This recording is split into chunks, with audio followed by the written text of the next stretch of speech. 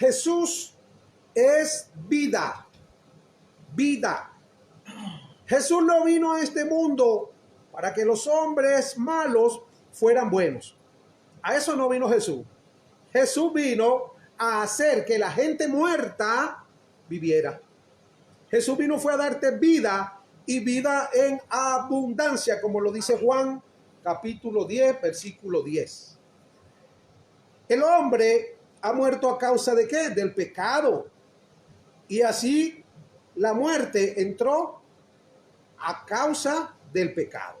Romanos 5:12 dice: por tanto, como el pecado entró al mundo por un hombre, y por el pecado la muerte, así la muerte pasó a todos los hombres, por cuanto todos pecaron. Recordemos siempre que todas las experiencias de Adán fueron nuestras experiencias. Cuando Adán pecó en el huerto del Edén, nosotros pecamos. Cuando Adán nació en inocencia antes del pecado, nosotros también experimentamos lo mismo. Cuando nacimos éramos inocentes, tanto que andábamos desnudos y no nos avergonzábamos porque éramos bebés inocentes. Tuvimos también una etapa, un tiempo de inocencia. Luego entró el pecado y perdimos la inocencia y ya empezamos a vestirnos porque nos avergonzamos. Así le pasó a Adán. Él era inocente cuando nació, cuando fue creado. Cuando Eva fue creada también de la costilla de Adán, ellos eran inocentes, andaban desnudos y no se avergonzaban hasta que entró el pecado. Todas las experiencias de Adán fueron nuestras experiencias. Por eso la Biblia nos enseña claramente que el pecado entró al mundo por un hombre que es Adán. Y por el pecado la muerte. Así la muerte pasó a todos los hombres por cuanto todos pecaron. Usted dirá, pero yo no pequé, quien pecó fue Adán, pero cuando Adán pecó, pecaste tú. Porque Dios tiene solamente dos personas, dos familias en la tierra que Él ve. Uno, la familia de Adán o la persona de Adán. Dos, la familia del segundo Adán o la persona de Cristo y la familia de Cristo a la cual pertenecemos nosotros en este tiempo. ¿Ok? Entonces, la Biblia nos enseña en Romanos 5:17, pues si por la transgresión de uno solo reinó la muerte, mucho más reinarán en vida por uno solo, Jesucristo, los que reciben la abundancia de la gracia y el don de la justicia. Así que como por la transgresión de uno vino la condenación a todos los hombres, de la misma manera, por la justicia de uno vino a todos los hombres la justificación de vida. Las experiencias de Jesucristo también son nuestras experiencias. A Cristo lo crucificaron, a usted también. Gálatas 3:20 dice, con Cristo estoy justamente crucificado. Mas no vivo yo, vive Cristo en mí. ¿Cierto? Romanos 6 nos habla y nos enseña de que con Cristo fuimos juntamente sepultados para muerte. Y también fuimos resucitados para vida. Entonces todas las experiencias de Cristo también son nuestras experiencias. Usted dirá, yo no pequé cuando Adán pecó. Sí pecaste. Todas las experiencias de Adán, el pecado que Adán hizo, ahí estabas tú y estaba yo. Pero yo no estaba ahí. Sí estaba, espiritualmente hablando. Tú estabas allí, por lo tanto, todos los hombres pecaron y están destituidos de la gloria de Dios. Pero cuando Cristo fue crucificado, yo no estaba ahí. Pero la Biblia me enseña y me dice que si estabas allí, tú fuiste juntamente crucificado con Cristo, juntamente con Cristo fuiste sepultado, pero yo no me acuerdo. Pero si estaba, la Biblia es la única fuente de verdad, la única verdad, hay una sola verdad, la verdad. Jesucristo dijo, yo soy el camino, la verdad, Jesús es la verdad, y Jesús es el verbo encarnado, Jesús es la palabra, es la única fuente de verdad, una sola verdad, el Espíritu de verdad, dijo Jesús Juan 14:26, el Consolador, el Espíritu Santo, el cual el Padre enviará en mi nombre, Él nos guiará a toda verdad. Así que hay muchas realidades. La realidad es que usted desconoce eso, pero hay una verdad. Si la palabra lo dice, es verdad. Y yo no le pongo punto y seguido cuando Dios dijo punto y final.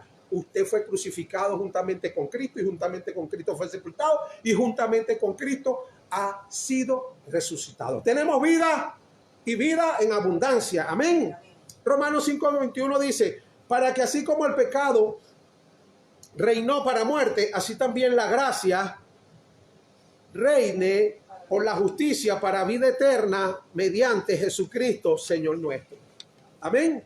Así que, a pesar de que muchas personas siguen vivas físicamente, tienen la muerte instalada en su cuerpo. ¿ok? En su cuerpo.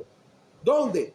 En el reino espiritual de cada uno de ellos, desde donde no pueden conectarse con Dios, porque la Biblia dice en Romanos 6:23, porque la paga de pecado es muerte, ¿ok? Pero el don de Dios, la palabra don significa regalo, el don de Dios es vida eterna en Cristo Jesús. Entonces hay muchas personas que no pueden conectarse con Dios porque están muertos. Ellos no pueden entender, la Biblia dice que para ellos el evangelio es locura. ¿Ven? Cuando nos escuchan a nosotros, que nosotros cuando hay un velorio, nosotros cantamos. Y la gente dice, esto están loco, nosotros no cantamos, la gente hace luto en el mundo. Y nosotros cantamos y adoramos a Dios porque nosotros sabemos que el que se muere en Cristo va a un lugar mejor. Y nosotros más bien estamos pendientes y podemos llorar, pero es por nosotros que estamos aquí todavía. Ese no, el que se fue ya lo logró, ya salió, partió de este mundo, va a la eternidad, a donde nosotros vamos a esperar en algún momento salir de nuestros cuerpos para vivir para siempre. Amén. Ahora, Romanos 6:23 entonces dice que la paga del pecado es muerte, pero el don de Dios es vida eterna. El regalo de Dios es vida eterna en Cristo, Señor nuestro. Así que el tema fundamental de la Biblia es la vida contra la muerte. ¿Ok?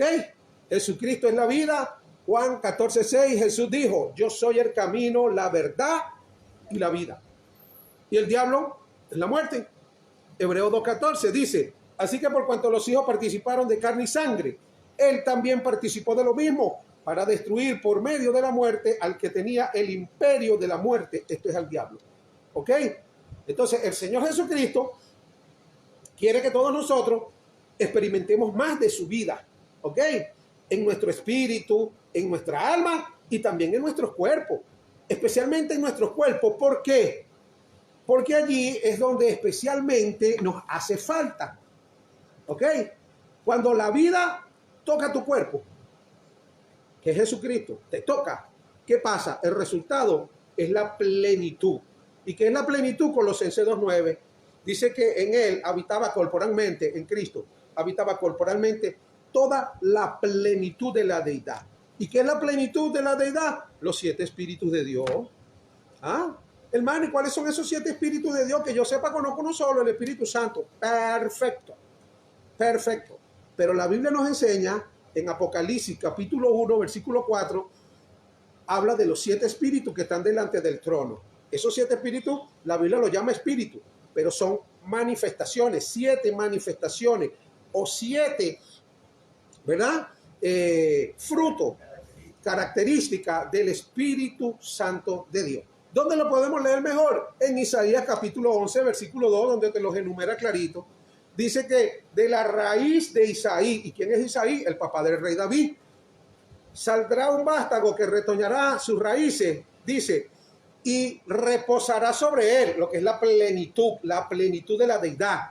Espíritu de Jehová, 1, espíritu de sabiduría, 2, espíritu de inteligencia, 3, espíritu de consejo, 4, espíritu de poder, 5, espíritu de conocimiento, 6, y espíritu de temor de Jehová, 7. Por eso no todo el mundo tiene temor de Dios.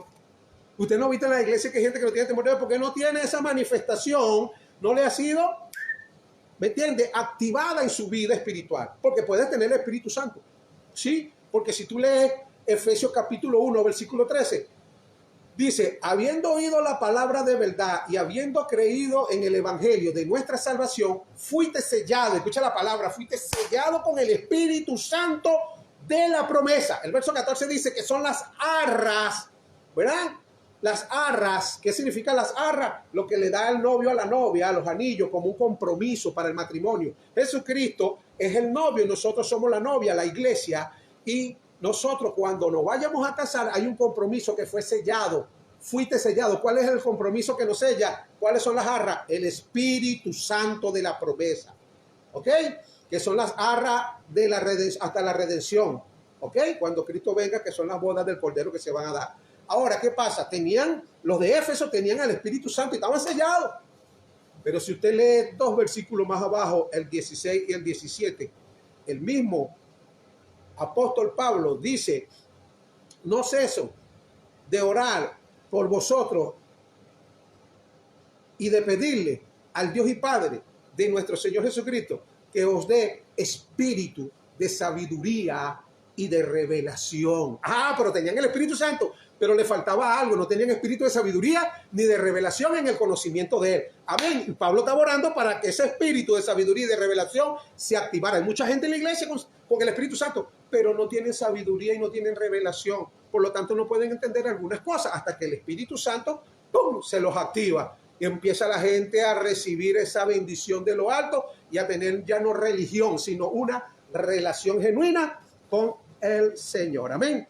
En Marcos 1, 40 y 41 dice que vino un leproso rogándole e hincada la rodilla le dijo: si quieres, puedes limpiarme, le dijo el leproso.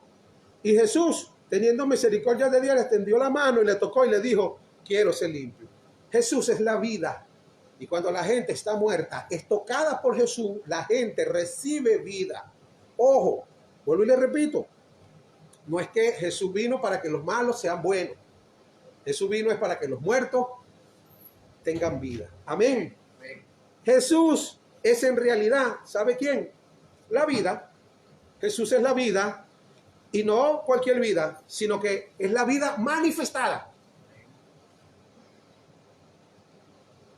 La vida de Dios está manifestada en Jesús.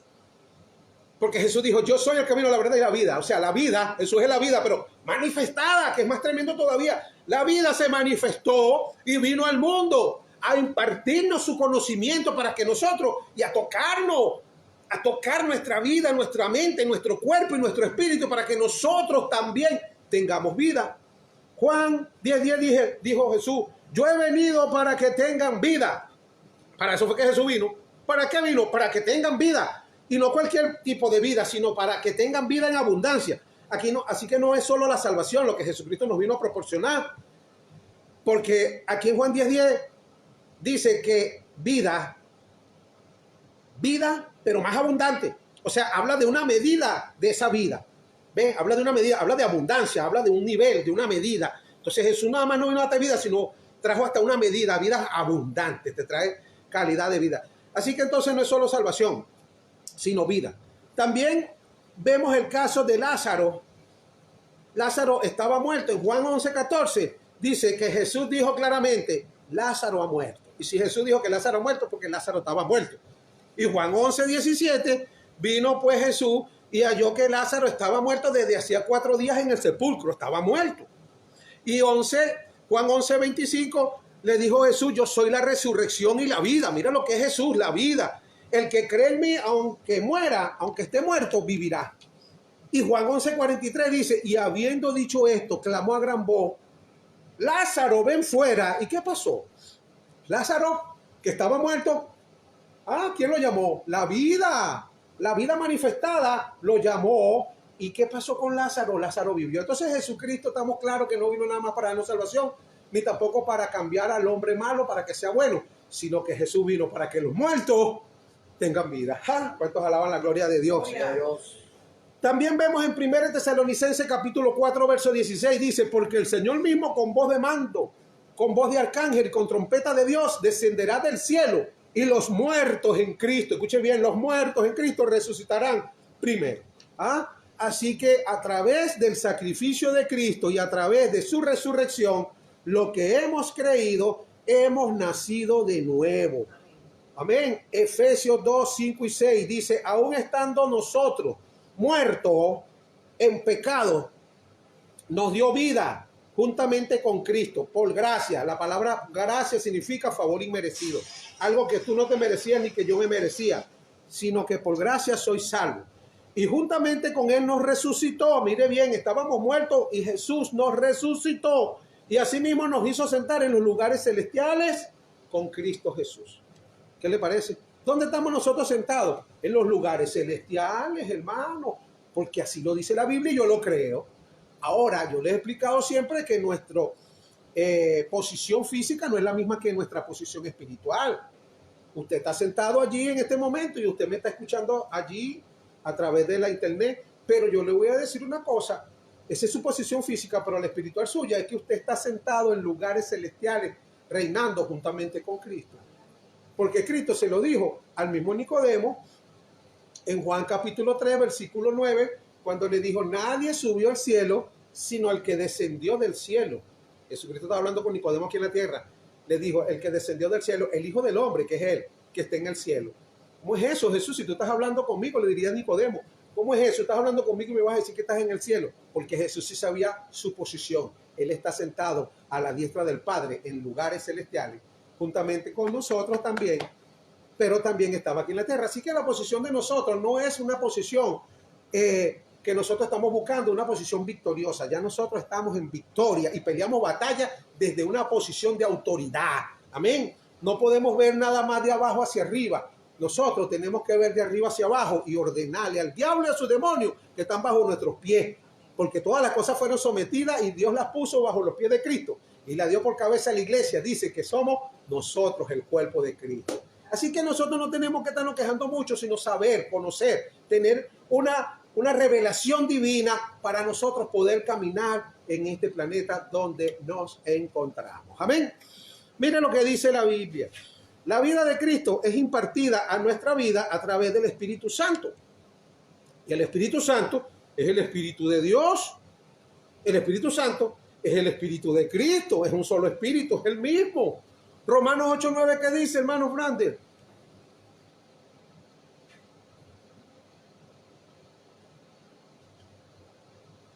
Romanos 8:9.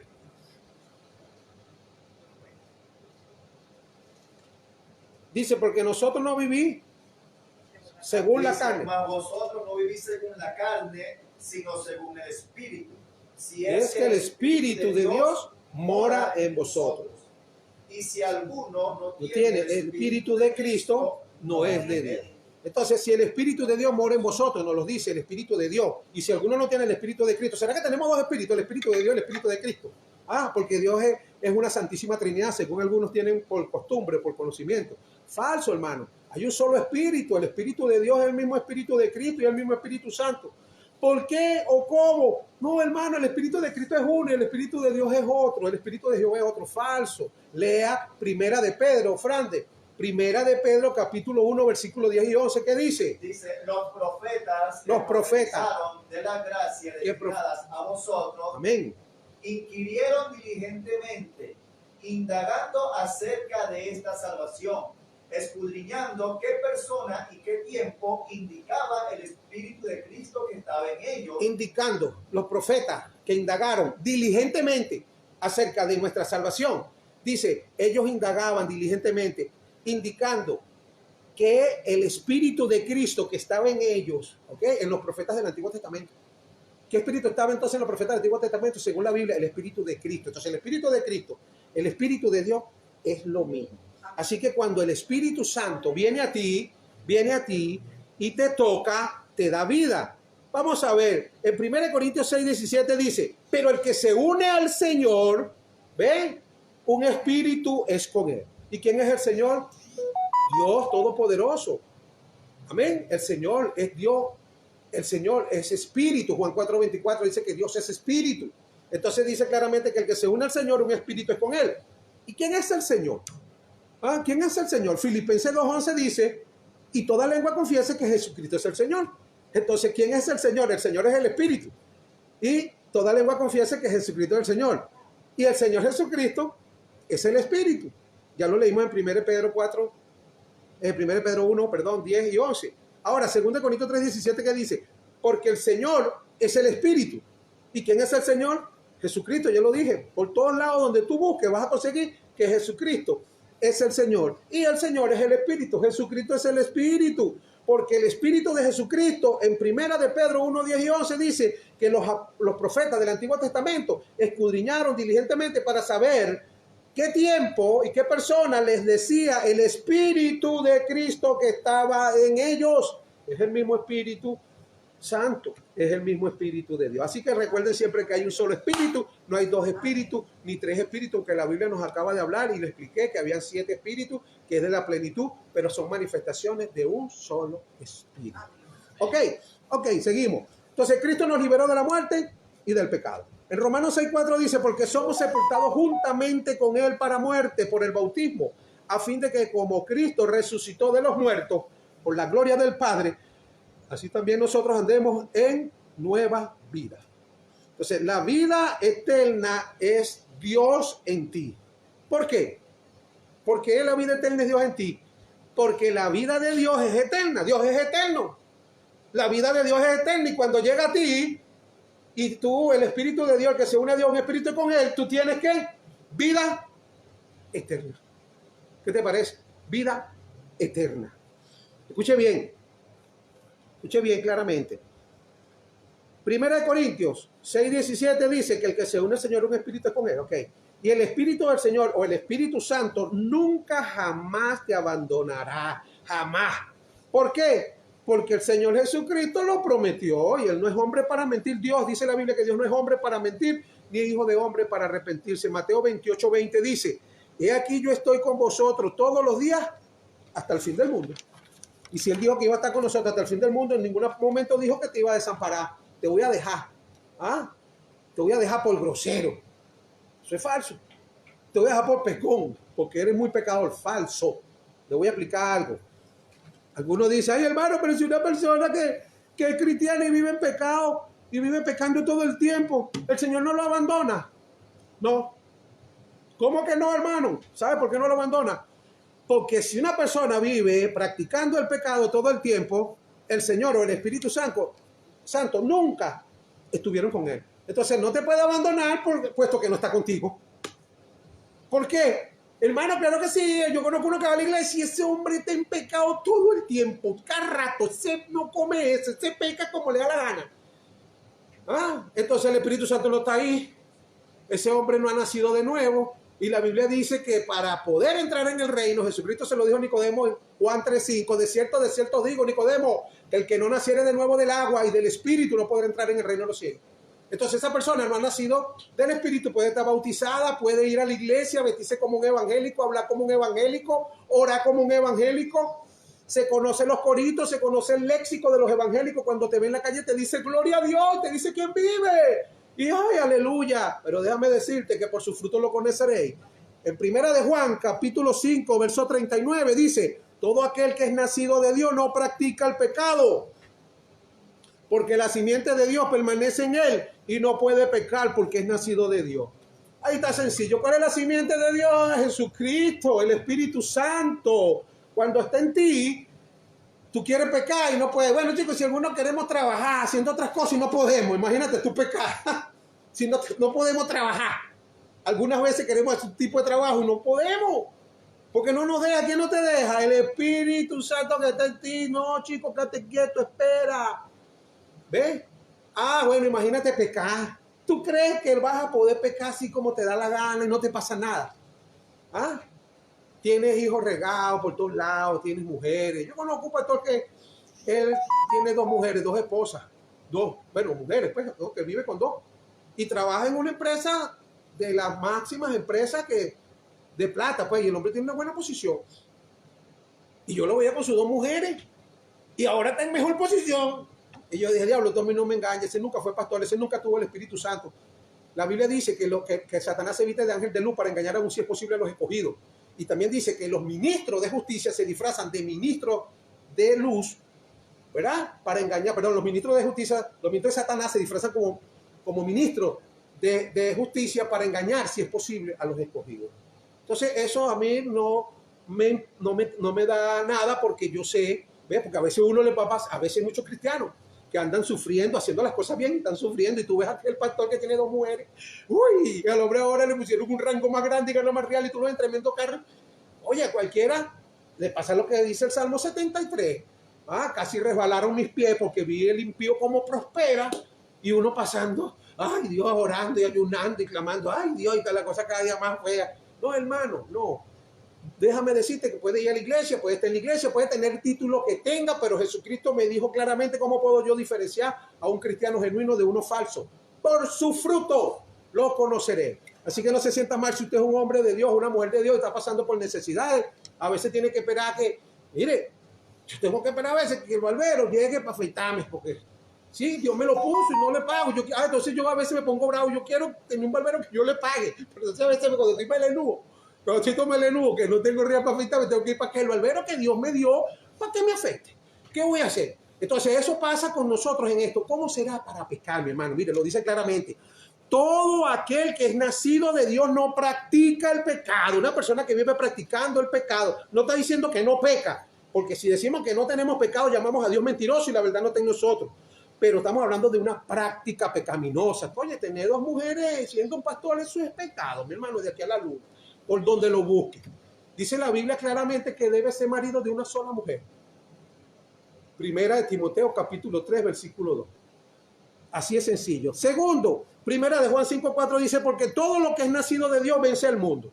Si tú no puedes vencer al mundo, sino que el mundo te arrastra y te lleva a hacer las cosas del mundo todo el tiempo, usted no ha nacido de Dios, usted no ha nacido de nuevo, ahí no hay simiente divina, ahí no hay Espíritu Santo. Puedes estar bautizado en el nombre, pero no tienes el Espíritu Santo, así es sencillo. Hermano, ¿cómo puede ser si Hechos 2:38 dice que cuando te bautizas recibe el Espíritu Santo? Pero Hechos capítulo 8, verso 16 dice que Felipe bautizó un poco de gente y que no habían recibido el Espíritu Santo y estaban bautizados solamente en el nombre de Jesús. Y tuvo que ir Pedro y otros apóstoles, que Pedro imponía las manos para que recibieran el Espíritu Santo. Donde estaba Simón el mago, que quería comprar el poder de Dios en Pedro. Así que déjame decirte que el hecho que tú te hayas bautizado y que vayas a una iglesia y te pongas una corbata y cargues una Biblia y digas aleluya, gloria a Dios y Dios te bendiga, no quiere decir que tú has nacido de nuevo. Cuidado. Así que revísate tú mismo, porque eso es necesario para saber. Y si no has nacido de nuevo, tú no puedes hacer nada, porque te voy a decir una cosa. Así como tú no ayudaste a tus padres para nacer físicamente, tampoco puedes ayudar a Dios para nacer del Espíritu. Lo único que puedes hacer es clamar. La Biblia dice que si alguno de vosotros, ¿quién de vosotros que siendo padre tiene su hijo y siendo padre es malo y un hijo le pide pan, le da una piedra, o le pide un pez y le da una serpiente? Ninguno, ¿verdad? Porque nosotros, a pesar de ser padres malos, le damos cosas buenas a nuestros hijos. ¿Cuánto más nuestro Padre espiritual nos dará el Espíritu Santo a los que se lo pide? Pídeselo si no lo tienes porque no has podido vencer el mundo, si no lo tienes porque tú estás pecando y tú dices, pero ¿por qué me pasa esto? Ahí no hay Espíritu Santo. Pídelo, Él te está diciendo. ¿Quién? ¿Y quién es el que pide Espíritu Santo? El mundo. El mundo no lo puede recibir, eso es para los evangélicos, escucha, para los cristianos. Los que aceptamos a Cristo, los que vamos a la iglesia, es para ti, no para el mundano no puede recibir el Espíritu Santo. Jesucristo lo dijo, el mundo, el Espíritu Santo, el mundo no lo puede recibir.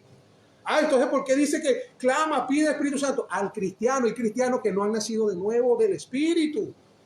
Mira lo que dice entonces Primera de Juan 5:18. Sabemos que todo aquel que ha nacido de Dios no practica el pecado. ¿Por qué no practica el pecado? Porque naciste de Dios.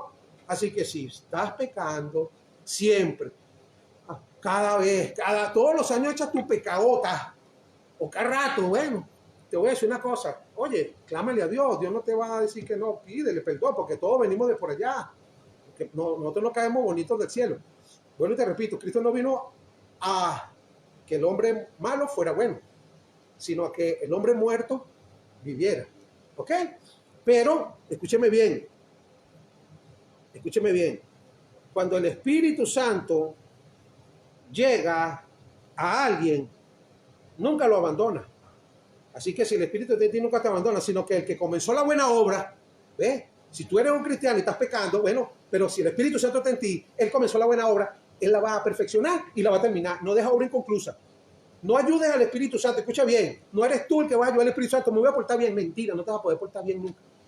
Porque eso lo hicimos bastante en el mundo. Cuando éramos mundanos, nosotros bebíamos aguardiente y el lunes, cuando estábamos enratonados, decíamos no bebo más por el propio problema que nos metíamos. Pero no había llegado el jueves cuando ya estábamos otra vez rascados, ¿cierto? Nunca pudimos controlar esas situaciones porque la carne no se sujeta a nadie, ni puede. Pero cuando llegó el Espíritu Santo, ese sí, ese es el Todopoderoso, ese es Dios, hermano. Es Dios el Todopoderoso, no es ninguna tercera persona de ninguna Santísima Trinidad. Dios es Espíritu, y cuando el Espíritu viene a ti, vino Dios a ti, vino la vida, y vino Jesús, como lo quieras llamar, Jesús, Dios o Espíritu Santo, es el mismo, pero vino Dios, el Todopoderoso, el que le va a dar vida, vino para que tuvieras vida, y vida en abundancia. Punto número 1, el Espíritu Santo se contrista. Efesios 4:30 dice, y no contristéis al Espíritu Santo de Dios, con el cual fuiste sellado para el día de la redención. Se contrista, pero no se va. Si tú tienes el Espíritu Santo, nunca te va a abandonar. No creas eso. Puedes tener un bajón espiritual, puedes estar triste. ¿Por qué? Porque dice claramente que no lo contristéis. Lo contristaste por tus malas obras, pero simplemente con arrepentirte, pedirle perdón y seguir orando, vuelves a prender fuego otra vez. Segundo, el Espíritu Santo se apaga. 1 Tesalonicenses 5:19 dice, no apaguéis al Espíritu Santo. Así que el Señor nunca nos dejará ni nos desamparará. Hebreos 13:5 dice, sean vuestras costumbres sin avaricia, contentos con lo que tenéis ahora, porque Él dijo, no te desampararé ni te dejaré. Así que yo le creo a la palabra. Amén. Entonces, al principio yo dije que el Señor Jesucristo no vino para que los hombres malos fueran buenos, sino para que los muertos tengan vida. Pero cuando esa vida llega a los hombres, estos deben mostrar el fruto del Espíritu de vida en Cristo, que es Gálatas 5:22, más el fruto del Espíritu es amor, gozo, paz, paciencia, benignidad, bondad, fe, mansedumbre y templanza. Si usted no tiene amor, no tiene gozo, no tiene paz, no tiene paciencia, no es buena gente, no es bondadoso, no tiene fe, ni es manso, usted tiene un problema, pues está claro, porque no hay Espíritu Santo, hermano. Ay, hermano, no, lo que pasa es que yo tengo 15 años en el Evangelio, pero yo no puedo agarrar una rabia porque, no, José, bueno, ahí no hay Espíritu Santo, porque no hay fruto. Jesús dijo, por sus frutos lo conoceréis. Pídale el Espíritu Santo. Usted es un hijo de Dios y usted tiene derecho. Jesucristo dijo, ¿quién de vosotros que pida a vuestro Padre el Espíritu Santo no se lo dará? Pídaselo. Dese cuenta que es lo que está pasando. Usted está peleando con su propia fuerza. Usted se porta bien porque usted todavía es religioso, vive conforme a la ley y ha hecho leyes en su vida. No debo mentir, no debo hablar mal. Eso son leyes, pero eres tú, no es el Espíritu Santo. Son tus obras buenas obras que tú te inventas. No voy a hacer esto, no me voy a vestir así, no me voy a vestir asado. Pero esas son obras tuyas que no tienen ningún valor delante de los ojos de Dios. Las obras que valen delante de Dios son las obras del Espíritu Santo. ¿Ok? Así que en la gracia no es como en la ley. En la ley, primero tú tenías que portarte bien para que Dios te bendijera. En la gracia no. En la gracia primero Dios te bendice y después tú te portas bien. Y lo sabemos todos nosotros que venimos del mundo del pecado, de la maldad. Amor, yo no tenía amor por nadie. Amor, yo no sabía lo que era esa palabra, amor nada. No creía en nadie, ni tenía amor por nada. Pero cuando Él vino, Él me bendijo primero. Primero me bendijo Él a mí. La Biblia dice, no es que tú hayas amado a Dios, Él te amó primero a ti. Él me amó tanto que me dio su espíritu. Y cuando me dio su espíritu, ay Dios, empieza la transformación, empiezo yo a amar a las personas, empiezo a respetar, empecé a cambiar, ¿ves? Entonces hay un cambio, sí se muestra, es evidente de que un cambio, de que después que era un rolo de malandro, marihuanero, criminal, entonces ahora no mata ni una gallina para sopa. ¿Me estás entendiendo? Y tú dices, ¿pero por qué? ¿Qué pasa eso? A mí una vez un hombre me ofendió, me dijo hasta del mal que me iba a morir. ¿Y sabes lo que hice yo? Me puse a llorar. Y después yo mismo le preguntaba a Dios, estaba nuevo que el Evangelio, ¿dónde está el hombre que vivía antes ahí, vale? El tipo este. ¿Qué pasó con ese hombre? Y después Dios trató conmigo. Ese hombre fue muerto. El viejo hombre es asesinado. Cristo lo crucifica. Y ahora tú te das cuenta que tú, wow, no peleas con nadie. Yo no peleo con nadie. Yo soy incapaz de pelear. Si Cristo vive en mí, Cristo es incapaz de darle por la boca a alguien y rompérsela. No, hermano, eso es mentira. Si tú le das por la boca a alguien, ahí no está Jesucristo. Está Adán. Adán, hay que clamarle a Dios para que su espíritu venga y nos ayude, porque para eso vino, a darnos la vida. Pero una vez que tú naces de nuevo, que tienes vida, viene el cambio, se produce un cambio. Así que no debemos entonces enfocarnos en el carácter de nuestra personalidad, sino en la vida. Jesucristo es la vida. Hebreos 2, 14 y 15 dice, por tanto, puesto que los hijos, han participado de carne y sangre. ¿Quiénes son los hijos que participamos de sangre y carne? Nosotros. Recuérdense que nosotros somos predestinados. Según Romanos capítulo 8, verso 29, dice, a los que antes conoció, a esto predestinó. ¿Verdad? Para que fuesen hechos conforme a la imagen. ¿A la imagen de quién? De su Hijo Jesucristo. Para que Él sea el primogénito entre muchos hermanos. ¿Ve? ¿Y por qué Dios quiere llevarnos a la imagen? Porque eso fue lo que se perdió allá cuando Adán en el huerto del Edén, la imagen de Dios. Porque fuimos creados a imagen y semejanza de Dios. Pero producto del pecado de Adán, esa imagen se perdió. ¿Y qué vino Cristo a buscar lo que se había perdido? ¿Y qué es lo que se había perdido? La imagen de Dios. Entonces, ¿qué es lo que va a hacer Dios ahora con nosotros? Según Romanos 8:29, a los que antes conoció, a estos predestinó para que fuesen hechos conforme a la imagen de su Hijo, Jesucristo. ¿Verdad? ¿Y para qué quiere Dios que nosotros seamos conforme a la imagen de Jesucristo, su Hijo? Porque Porque la Biblia nos dice claramente en Colosenses capítulo 1, versículo 15 que Jesucristo es la imagen del Dios invisible. Entonces, el Dios invisible nos hizo a su imagen y esa imagen se perdió, pero Jesucristo es la imagen del Dios invisible y por eso Dios ahora nos llama para que nosotros seamos hechos conforme a la imagen de su Hijo, que no es otro que la imagen del Dios invisible.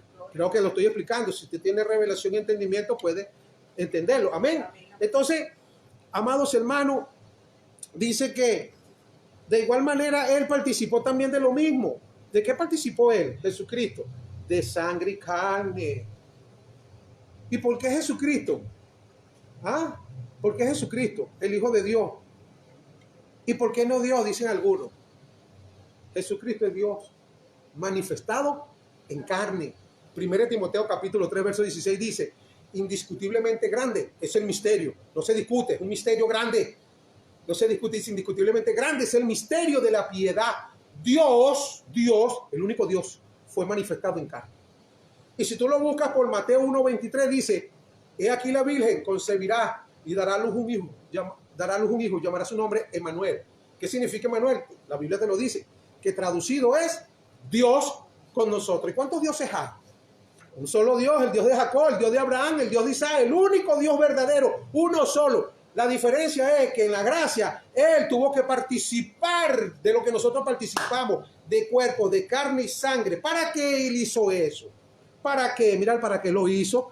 Dice, para destruir por medio de la muerte. ¿Ven? Para destruir por medio de la muerte. Para poder Él destruir, tenía que morir. Y como Dios es espíritu, Juan 4:24, y es inmortal y es invisible porque nadie lo ha visto jamás, Él tenía que tomar un cuerpo para poder morir, porque si no, no muere. Dios es espíritu, no puede morir. Entonces Él se manifestó en carne, ¿ok? Juan 1:1 dice, y en el principio era el verbo, y el verbo era con Dios. Era con Dios, escuche, era con Dios, y el verbo era Dios. El verbo era con Dios, y el verbo era Dios. Y el verso 14 dice, y aquel verbo fue hecho carne, y habitó entre nosotros, y vimos su gloria como del unigénito, lleno de gracia y de verdad.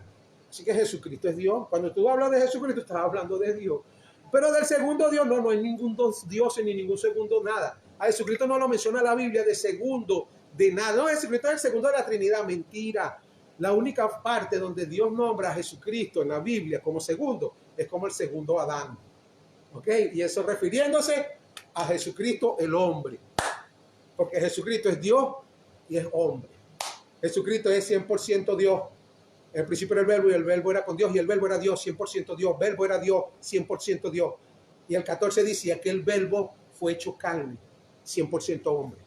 Entonces Jesús era Dios manifestado en carne. Ok, eso es un poquito de doctrina para que los que no entienden vayan entendiendo.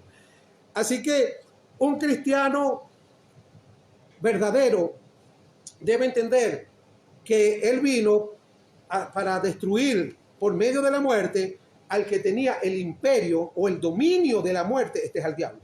¿Ves? Por eso la batalla es entre la vida y la muerte. El diablo es la muerte y Jesucristo es la vida. ¿Y qué vino a hacer Jesucristo? A destruir la muerte. ¡Ay, aleluya! ¿Ok? Ahora mira, el verso 15 dice, y para librar a los que por el temor de la muerte estaban toda la vida condenados a esclavitud. Gente del mundo estaba, nosotros también tuvimos en una época, esclavo del miedo, del temor a morirnos. La gente no se quiere morir, le da miedo, mucho miedo. Y el diablo dice claramente aquí, dice, y para librar, para eso vino Jesucristo, para librar a los que por el temor de la muerte estaban todas las vidas condenados a esclavitud. ¿Ven? Ahora todo el mundo es esclavo del miedo a morir. Pero un cristiano genuino, nacido de nuevo, no es esclavo del temor de la muerte, sino que ve la muerte como un trofeo. Hay una diferencia. Estoy hablando del cristiano genuino. Yo digo, no con un evangélico que no se quiere morir. Mire, tienen miedo a morirse. Usted sigue siendo un esclavo del diablo. Tú tienes que ser libre porque para eso vino Cristo, para liberarnos del miedo. Escuche bien, del temor, de la muerte. ¿Verdad? A los que estaban toda la vida condenados, estaban condenados a la esclavitud, del miedo a morir. Un cristiano genuino ve la muerte como un trofeo. Filipenses 1:21 dice, porque para mí el vivir es Cristo y el morir es ganancia. Imagínate tú, ganancia. Oye, es algo raro, por eso es que la gente del mundo nos ve como locos y dice, no, vale, son medio. No, es que esto es bien bonito, porque esto es espiritual. Tenemos que tener la mente de Cristo, ¿verdad? Que es la mente del Espíritu, y también, por lo tanto, ahí tenemos la mente de Adán por ahí, tú sabes, porque no vamos a desligarnos de ella hasta que Cristo nos saque de este cuerpo. Mientras estemos en este cuerpo, Adán está ahí sujetado, pero a veces, tú sabes, nosotros le aflojamos la cabulla a veces, y Adán se suelta un poquito. Y ahí es donde metemos otra vez ayuno y oración para que Adán vuelva otra vez a menguar. Así que, mis amados hermanos, escúcheme bien.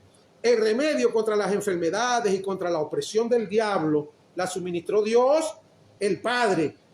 ¿Cómo lo hizo? A través de su Hijo Jesús de Nazaret. En Hechos 10:38 dice, cómo Dios ungió con Espíritu Santo y con poder a Jesús de Nazaret, y cómo éste anduvo haciendo bienes y sanando a todos los oprimidos por el diablo, porque Dios estaba con él. Así que Jesús es el único, escúcheme bien, para que se lo aprenda de memoria y no se lo olvide. Jesús es el único Mesías. Esa es una palabra hebrea. En griego es la misma. Jesús es el único Cristo. Y en español es una palabra que se llama ungido. Jesús es el único ungido. Así que Jesús es el único Mesías, Cristo ungido. La palabra Mesías significa Cristo, Redentor, Salvador y ungido. ¿Ok? Jesús, el ungido, vino para sanar a todos los oprimidos por el diablo. La opresión es una enfermedad. Mira lo que dice claramente. ¿Cómo ungió Dios con poder a Jesús de Nazaret? ¿Verdad? Y este anduvo haciendo bienes y sanando. Escucha lo que dice. Ojo, porque algunos dicen que la opresión es un demonio. No, escúcheme bien, esto es una enfermedad. Mira lo que dice, vamos a leerlo con entendimiento y con sabiduría y con revelación. Dice, este anduvo haciendo bienes y sanando, no dice liberando, dice sanando a todos los oprimidos por el diablo, porque Dios estaba con él. Cada vez que una persona está enferma, de lo que sea, está siendo oprimida por el diablo. ¿Y qué es lo que tenemos que hacer nosotros los cristianos? Poner las manos, dice la Biblia, sobre los enfermos y ellos sanarán. ¿Por qué? Porque Jesús, el ungido, está en nosotros. No es que yo soy un super ungido, debe ser esa mentira. Porque he visto gente que viene un hermano que tiene una unción y la gente va a poner la cabeza para que el hermano le eche unción. Hermano, únjame. El hermano me tocó y me ungió. Falso, chicos, falso. El único ungido se llama Jesucristo. Que yo estoy en Cristo o que Cristo está en mí. Por lo tanto, yo estoy en el ungido o el ungido está en mí. Yo tengo la unción del Santo de Israel, que es Cristo Jesús. Eso es todo. Pero yo no tengo más unción que ustedes, ni menos. Ustedes también están en el mismo ungido, en el Cristo. Ustedes forman parte del cuerpo de Cristo. Así que no esperes que yo te unja con una unción especial que yo tengo. Falso, hermano. Estudiemos Biblia para que no nos sigan engañando. Dejemos de ser niños, porque pasamos trabajo. Me habló un hermano que está súper ungido, tiene una unción. Él es el apóstol de los apóstoles, un ungido. Eso es mentira, mi hermano. Dejemos la ignorancia. Hay un solo Cristo, un solo Mesías, un solo ungido, porque Dios lo ungió. Pero yo estoy en Él y Él está en mí. Por lo tanto, yo tengo la unción del Santo de Israel. Eso es todo. Y cuando yo oro por los enfermos deben ser sanados. Jesús el ungido vino para sanar las enfermedades de los oprimidos por el diablo, que es la opresión, es una enfermedad. Ahora, Jesucristo, según Hebreos 13:8, dice la Biblia que es el mismo ayer, hoy y por los siglos. El Jesucristo que fue ungido, que sanaba a los enfermos ayer, es el mismo hoy. Pero ¿dónde vive ahora? ¿Es en Nazaret, allá en Israel? No. ¿Dónde vive? Él hizo una habitación en nuestro cuerpo. Nuestro cuerpo es templo y morada del Espíritu Santo. Así que cuando usted ore por la gente, recuerde la unción del Santo de Israel, de Cristo, de la gloria, del ungido, del Mesías. Amén. Está en usted. No es una superunción que un hermano va a venir y te va a dar, recibe más. No tiene que recibir más nada. Como que si el hermano fue para el cielo a comprar más unción allá y te trajo porque tú estabas fallo. Porque tú, ni que fuera gasolina, la unción fuera gasolina, tú fueras un carro. No, la unción es la de Cristo. Esa es la que está en todos y cada uno de nosotros.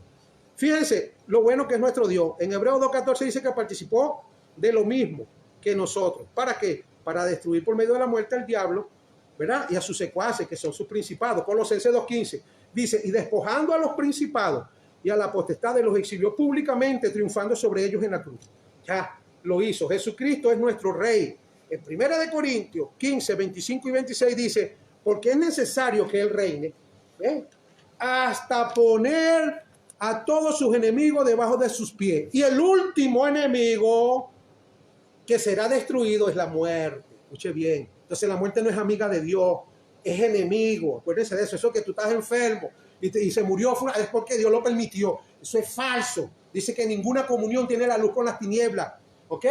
Ninguna comunión. Entonces, Jesucristo y la muerte, Jesucristo es la vida y el diablo es la muerte. Ellos no tienen ninguna amistad ni ninguna comunión. Hermano, pero ese hermano está enfermo y se está muriendo porque Dios lo permite así, porque esa es la voluntad de Dios. Falso. Son enemigos, escúcheme bien, enemigo de Dios, enemigo de Cristo es la muerte. Dice, el último enemigo que será destruido es la muerte. ¿Y cuándo será destruido este último enemigo? Llamado muerte. 1 Tesalonicenses 4:15 y 16 dice, pues le decimos esto por la palabra del Señor. Escucha lo que dice, por la palabra del Señor. Esto no es una idea de Pablo, que se le ocurrió a Pablo, una idea brillante decir esto para que quedara escrito. No, Pablo está diciendo claramente que es por la palabra del Señor. Y 2 Timoteo 3:16 dice que toda la escritura es inspirada por Dios, útil para enseñar. Y aquí nos está enseñando Pablo, el apóstol. Dice, la palabra del Señor.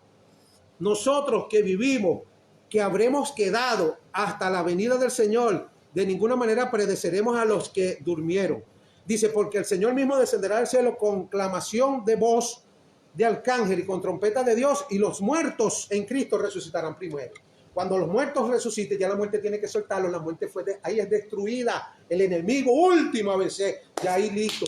Ahí dice la Biblia más abajo, ¿dónde está, oh muerte, tu aguijón? ¿Dónde, oh sepulcro, tu victoria? No vas a poder detener, ni al Cristo de la gloria no lo pudieron detener, mucho menos a nosotros. A ninguno de nosotros, porque nosotros hemos ya resucitado. Nosotros no vamos a esperar la resurrección. Ya nosotros hemos y tenemos resurrección. Jesucristo dijo, yo soy la resurrección y la vida. Y la resurrección vive en nosotros. Así que lo que tenemos es que salir de estos cuerpos y nosotros seguimos vivos. Ya nosotros tenemos vida eterna. Amén. Ok, un poquito más para terminar. Jesucristo es la vida y nosotros tenemos la vida de Jesús. Y la vida de Jesús produce ¿qué? Produce vida. ¿Qué produce la vida de Jesús? Produce vida. La vida de un perro produce vida de cachorro, ¿cierto? La vida de una gallina produce ¿qué? Vida de pollito. La vida de un burro, ¿qué produce? Vida de burrito. Y la vida de un hombre produce ¿qué? Vida de niño. Pero la vida de Dios en nosotros produce más vida de Dios en las personas y vida abundante, vida eterna. Amén. Así que cuando tú tocas a la gente y le predicas el evangelio, estás impartiéndole la vida de Dios. ¿Ves? Y eso produce vida, más vida, más vida, más vida y se va multiplicando. Y así muchas personas van conociendo y se van llenando, van teniendo vida y vida en abundancia. Mis amados hermanos, el Altísimo les bendiga grandemente. Vamos a dejarlo hasta acá por este momento. Yo creo que es suficiente como para que tengamos una idea de lo que Dios vino a hacer y quiere hacer con todos y cada uno de nosotros. Amén. Bueno, me despido de ustedes desde la ciudad de Puerto Cabello, República Bolivariana de Venezuela. El pastor de la iglesia Oasis de Bendición, Miguel López. Dios le bendiga.